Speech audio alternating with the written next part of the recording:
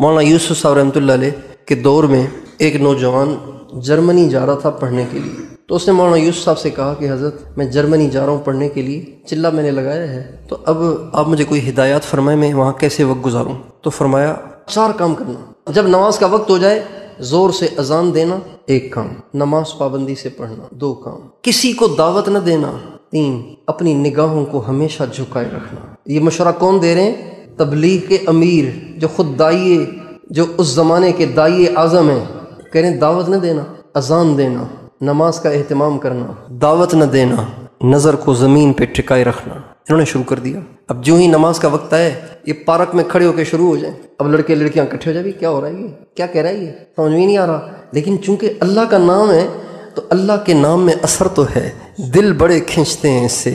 ہم تو چونکہ ہمارے تو گھر کی چیز ہے نا تو ہمیں محسوس نہیں ہوتا، ورنہ آپ باہر ملکوں میں جائیں جہاں کفر کے اڈے ہیں، جو کفر کے گڑھ ہیں، وہاں آپ دیکھیں کہ اذان کی کیا تاثیر ہے، اذان کی کیا تاثیر ہے۔ یہاں تو نماز کا وقت ہوتا ہے ہر طرف سے اذان ہے، ہر طرف سے اذان ہے، ہر طرف سے اذان ہے۔ ہم ایک ملک میں گئے تو وہاں مسلمان تھے 1%، 99% غیر مسلم تھے۔ یقین جانیے کہ ایک علاقے میں گئے، وہاں ہمیں جس مسجد میں ہم ٹھہرتے تھے اس مسجد میں تو اذان ہوتی ہی ہوتی تھی، لیکن آس پاس سے کبھی اذان سننے کا موقع ہی نہیں ملتا تھا۔ ایک علاقے میں ہم گئے تو وہاں پہ ہمیں دور سے اذان کی آواز سنائی دی، خدا کی قسم اتنی خوشی ہوئی کہ میں کیا بتاؤں آپ کو، اذان کی آواز آ رہی ہے، وہی اللہ کا نام۔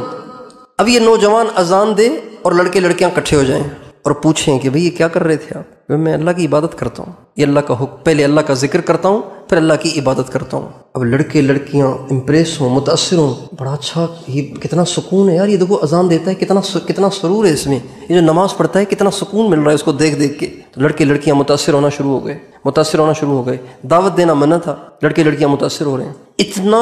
اتنا چرچا ہونے لگا یونیورسٹی میں کہ جو یونیورسٹی کے پرنسپل تھے ان کے پاس شکایت چلی گئی، بھئی یہ پتہ نہیں کون سا لڑکا ہے ہندوستان سے، لڑکے لڑکیاں اس کو دیکھتے ہی رہتے ہیں، بس اسی کی چرچے چل رہے ہیں۔ تو کہا کیا کرتا ہے؟ کہا پتہ نہیں زور سے بات کرتا ہے، پتہ نہیں آواز نکالتا ہے، پھر اس کے بعد پتہ نہیں کیا کرتا رہتا ہے، حرکتیں کرتا رہتا ہے، کہتا ہے میں عبادت کر رہا ہوں۔ کہا اچھا کسی کو اپنی بات کی طرف بلاتا تو نہیں؟ کہا نہیں بلاتا نہیں۔ کلندر ہرچے گوید دید گوید، اللہ والا جو بات کہتا ہے نا تو وہ سر کی آنکھوں سے کم دیکھتا ہے، وہ دل کی آنکھوں سے زیادہ دیکھتا ہے۔ کلندر ہرچے گوید دید گوید، کلندر جو بات کرتا ہے دیکھی دیکھی کرتا ہے، اس کی باتیں اٹکل نہیں ہوتے، اس کی باتیں اندازے نہیں ہوتے، وہ اللہ کی طرف سے الہام ہوتے ہیں جو اس کو کیے جاتے ہیں اور اس کو سمجھائے بتائے جاتے ہیں۔ بہرحال لیکن معاملہ بڑھتا ہی چلا گیا۔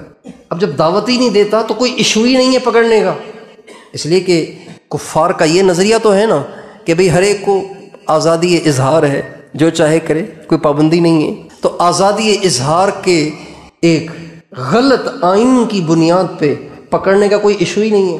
چنانچہ اب جب جو یونیورسٹی کے وی سی تھے، وائس چانسلر تھے، جو پرنسپل تھے، انہوں نے دیکھا کہ معاملہ تو بڑھتا چلا جا رہا ہے، ہر طرف اسی کے چرچے ہیں، تو ایک لڑکی سے کہا، بہت خوبصورت لڑکی اس یونیورسٹی میں پڑھتی تھی، کہا کہ تم ایسے کرو، اس کو ذرا پھسلانے کی کوشش کرو۔ بہت اچھا، یہ تو بائیں ہاتھ کا کھیل ہے، کتنے ہم نے پھنسائے ایسے، یہ تو کوئی مسئلہ ہی نہیں ہے۔ چنانچہ اس لڑکی نے پہلے تو راستے میں کافی چھیڑ چھاڑ کی کوشش کی، لیکن مولانا یوسف صاحب نے فرمایا تھا نگاہوں کو زمین پہ جھکائے رکھنا، دیکھتا ہی نہیں تو دل بھی مائل نہیں ہوتا، دیکھ بھی نہیں رہا تو مائل بھی نہیں ہو رہا۔ ایک دن اس نے سوچا کہ اس میں نہیں آئے گا، اس کے لیے بڑا جال بچھانا پڑے گا۔ چنانچہ ایک دن رات کا وقت تھا، وہ اپنے روم میں سو رہا تھا، اللہ کی طرف سے آزمائش تھی کہ روم لاک بھی نہیں تھا، اور یہ ایک دم کمرے میں داخل ہوئی اور اپنے کپڑے اتار پھینکے اور بلب جلا دیا۔ نوجوان کی روشنی سے جو آنکھ کھلی تو ایک دم مولانا یوسف صاحب کی بات، گردن جھکائے رکھنی ہے، نظر نہیں اٹھانی، گردن جھکا لی۔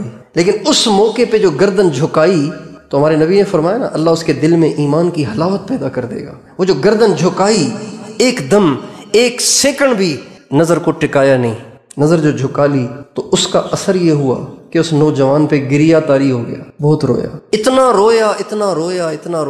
رویا کہ اس کے رونے کا اثر اس لڑکی پہ ہوا۔